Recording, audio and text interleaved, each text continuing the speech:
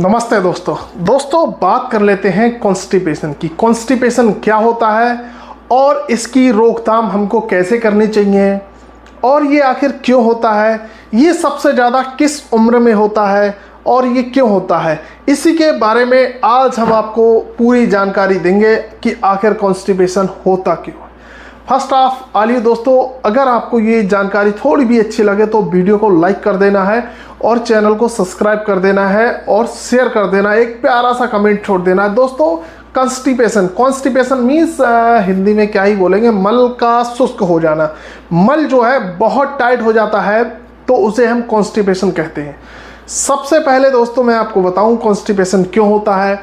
जब आपका life style change होता है और रूटीन लाइफ स्टाइल आपको करते हो, कुछ भी फिजिकल एक्सरसाइज नहीं करते हो, तो हमारी आंतों से पानी का निकलना कम होता है और वो मल शुष्क हो जाता है। सबसे पहली बात मैं आपको बताऊं दोस्तों, अगर जब हम कुछ भी खाते हैं, सॉलिड खाते हैं, सेमी सॉलिड खाते हैं, लिक्विड खाते हैं, तो जब भी हम सॉलिड खाते हैं और पानी नहीं पीते हैं तो जो भी खाना खाते हैं उसको अच्छी तरह से मिक्स नहीं हो पाता है। अगर हम खाने के बीच बीच में पानी लेते रहेंगे, जब भी 2-3 कोरे खाए और पानी ले लिया, तब तो अच्छे से कहते हैं ना मिक्स हो जाएगा और आसानी से वह नीचे तक जाएगा, इंटेस्टाइन में, स्मॉल में, फिर लार्ज में, फिर कोलन में एक्सक्रीट आउट हो जाएगा।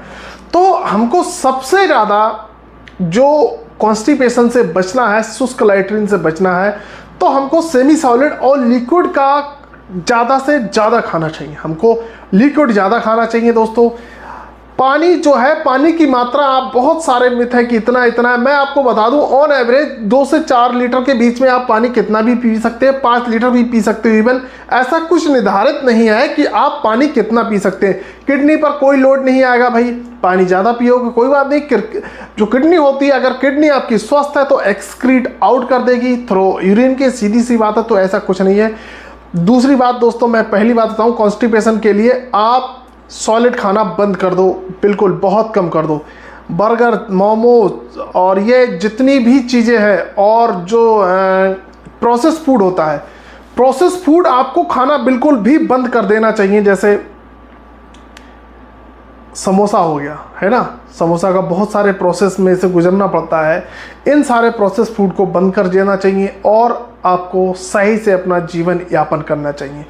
आपको फाइबर युक्त भोजन करना चाहिए, आपको हर फल लेना चाहिए और ज़्यादा से ज़्यादा आप पानी पिए। और जब आपकी आंतों से पानी निकलना बंद हो जाता है, उसकी दीवार होती है वो शुष्क हो जाती है इंटेस्टाइन की, और मल जब नीचे पहुँच ही नहीं पाता, इतना शुष्क हो जाता है कि रेक्टम के पास पहुँच ही नहीं पाता। अगर आप पानी पिएंगे तो मल जो है थोड़ा सेमी सॉलिड रहेगा और नीचे की तरफ आराम से चला जाएगा। तो देखो दोस्तों, कॉन्स्टिपेशन नहीं होना चाहिए। अगर कॉन्स्टिपेशन हो रहा है तो आप एरंड का तेल ले सकते हो।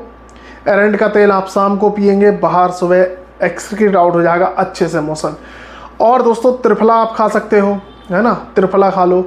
अगर ऐसी कोई चीज़ आप खाते हैं जिससे कि आपकी डाइजेस्टिव फायर जो होती है, मंदा अग्नि होती है ना, वो आपकी अग्नि जो अंदर से, जैसे कि कोई अगर अग्नि जल रही है, छोटी अग्नि जल रही है, आप उसको थोड़ा सा डालोगे तो वो जला देगी, और बहुत ज़्यादा उसको सॉलिड डाल दोगे तो बुझ जाएगी। ऐसा ही कुछ हमारे पेट का है, जो हमारी डाइजेस्टिव फायर होती है, उसमें आप थोड़ा थोड़ा लिक्विड करके डालते रहेंगे तो वो आराम से उसको डाइजेस्ट कर रही है। अगर आप उस पर बहुत ज़्यादा ओवरलोड कर देंगे, ये चीज़ें खाएंगे, समोसा, बर्गर, तो हमारी जो अग्नि होती है वो मंद हो जाती है, डाइजेस्टिव फायर कम हो जाती है और इसी के हमें कॉन्स्टिपेशन होता है। तो आपसे रिक्वेस्ट है, ये कम से कम चीज़ें खाएं जिससे कि हमारी डाइजेस्टिव फायर ठीक रहे और आपके जो बैक्टीरिया होते हैं, जो गुड बैक्टीरिया होते हैं, वो भी सही रहेंगे। आप इधर उधर की चीज़ें खाएंगे तो गुड बैक्टीरिया हमारे पेट का डेड हो जाएगा और आंत शुष्क हो जाएगी, स्टूल आएगा, फिर आपको बहुत सारी बीमारी हो जाएंगी, आपको बवासीर हो जाएगी, पेस्टुला हो जाएगा, फिसर हो जाएगा। ये सब टाइट लैट्रिन के ही कारण होते हैं। तो दोस्तों मैं आपको बताऊं,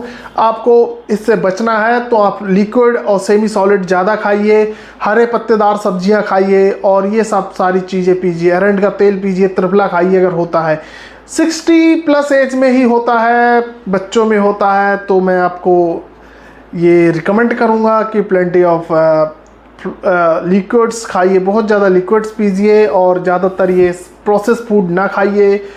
और इन सारी बीमारियों से बच के रहिए। बाकी वीडियो अच्छी लगी हो तो लाइक शेयर सब्सक्राइब। जय हिंद।